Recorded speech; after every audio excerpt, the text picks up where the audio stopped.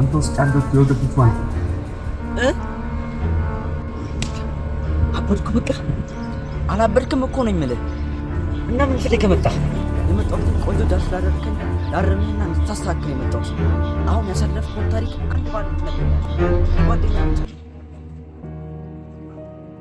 ያው አሪፍ የፍቅር ጊዜያቶችን አሳልፈን ግን በመሃል እኔ እንደምፈልገው ልትሆንልኝ አልቻለችም።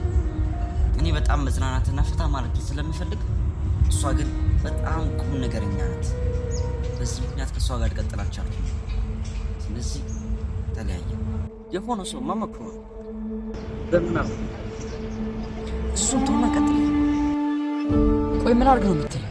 ምንም አይነት የምትለው? እሺ ሌላውን ተውና አንተ ምን አልካት?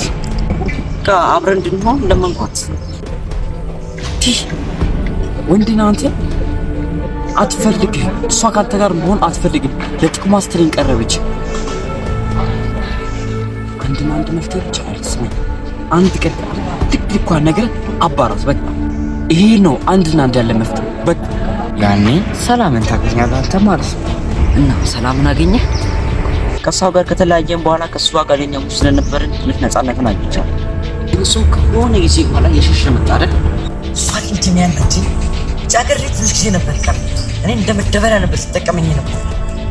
መደበሪያ ማለት ስማ፣ የሆነ ነገር ተምረን ለምን ራሳችን አናሻሽ? ትምህርት ለማለት ስትወድ ስታንዳርድ ይብለቀቅም። ዛሬ ላይ እኮ ነው ያለህ ቀን። ነገ ብትሞት በምን ታውቃለህ?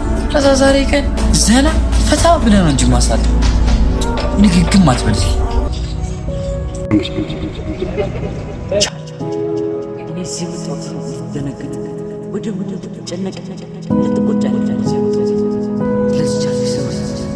ዛሬ የምትጥላቸው እያንዳንዱ ደቂቃዎች፣ የምሸሻቸው እያንዳንዱ ኃላፊነቶች፣ በግዴለሽነት የምትጠጣቸው ሰዎች በሙሉ ነገ እኔ ቀጥረውታል።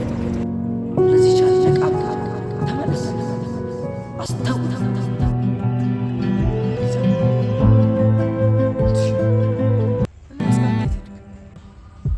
እንጃ ፍለጋ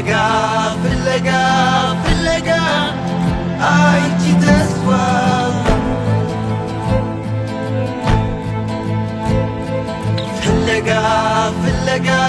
ፍለጋ አዲስ ተስፋ